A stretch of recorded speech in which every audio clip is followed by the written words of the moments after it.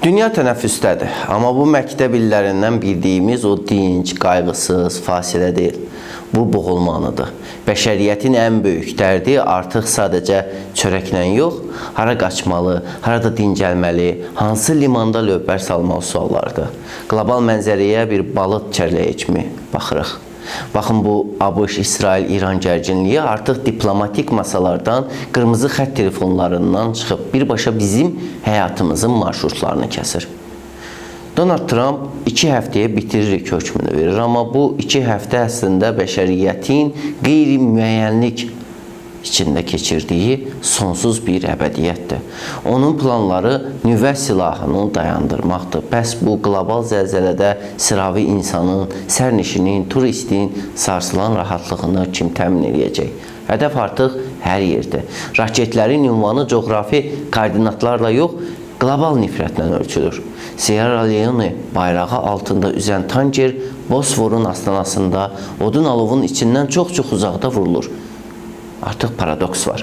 Müharibənin soyuq nəfəsindən qaçıb, Dubayın o parıltılı şüşə qəsrlərində sığınan pullu təbəqə indi göydən yağan raket yağışını Fairmontun pəncərəsindən izləyir. Pavel Durovun Avropa daha təhlükəsizlikdir harayı əslində müasir cənnət mifinin ən səs-küylü süqutudur.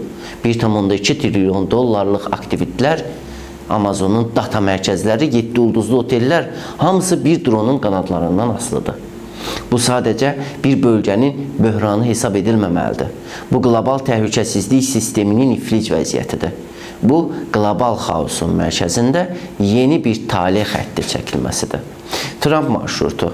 İndi söhbət sadəcə logistikadan, yük daşımadan yox, 2 əsrlik geopolitik arxitekturanın sökülməsindən gedir.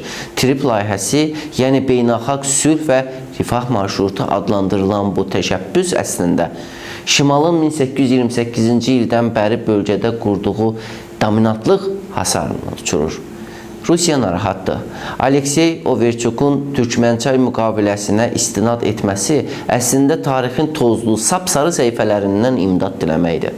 Kreml anlayır. Bu marşrut Rusiyanın ənənəvi tranzit hegemonluğunun sonu, Cənubi Qafqazın isə bir dəfəlik Rus orbitindən qopub çıxmasıdır.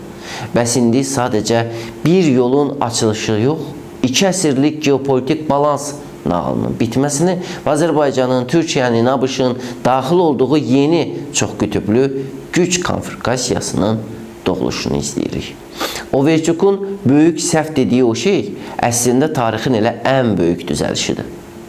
Bu yeni nizamın, bu böyük transformasiyanın memarı isə Azərbaycanın iradəsidir.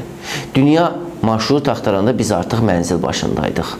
Bugün aprel döyüşlərinin 10 illik uca zirvəsindən dünyaya baxırıq. O aprel ki, sadəcə bir hərbi əməliyyat idi. O aprel düşmənin illərlə toxunduğu yenilməzlik torunu bir neçə saatda paramparça edən Azərbaycan yumruğu idi. Lələtəpədə sancılan o bayraq bugün Trump marşrutunun keçdiyi o sarsılmaz coğrafiyanın Xankəndidə bərpa olunan tam suverenliyimizin genetik kodudur. Müqayisə edin və reallığı görün. Nəhəng dövlətlər bir-birini şantajla, raketlə, nüvə düyməsi ilə sınağa çəkirlər. Ermənistanın baş naziri acı etirafla çıxış edir. Onların bütün resursları hələ 2016-cı ildə bitmişdi. Bəs biz nə etdik? Biz sülh dilənmədik. Biz reallığı özümüz yaratdıq. Dondurulmuş o müharibə buzunu Ali Baş Komandanın polad iradəsi ilə əritdik. Status quo-nu masada yox, birbaşa səngərdə düşmənin başı üstündə dəyişdik. Aprel döyüşləri ilə başlayan bu böyük qayıdış qatarı artıq yoldadır və heç bir geopolitik əyləc onu saxlamağa qadir deyil. Cocuq Mərcanlıda atılan o ilk bərpa təməli bugün Şuşanın, Ağdamın, Xocalının möhtəşəm dirçəlişidir. Dünya raketlərdən sığortalanmaq üçün bunkerdə gizlənəndə Azərbaycan öz təhlükəsizliyini elə Şuşada dalğalanan bayraqla bütün dünyaya nümayiş etdirdi. İndi kimsə çıxıb 1828-ci ilin köhnəlmiş mənəvi cəhətdən aşınmış kağızları ilə yeni reallığın qarşısını kəsəcəyini düşünürsə, Lələtəbiyə baxsın. Orada ucalan bayraq həm də gələcəyin sarsılmaz xəritəsidir. Bəli, yer kürəsi təkanlar içindədir, amma Azərbaycan bu qlobal zəlzələdə ən etibarlı sığınacaqdır, ən möhkəm qaladır. Proksi qüvvələr nüvə şantajları ilə Tramp marşrutu ətrafında gedən geostrateji savaşlar dünyanı bürüsə də biz öz torpağımızda sarsılmazıq. Çünki biz öyrəndik, azadlıq paylanılmır.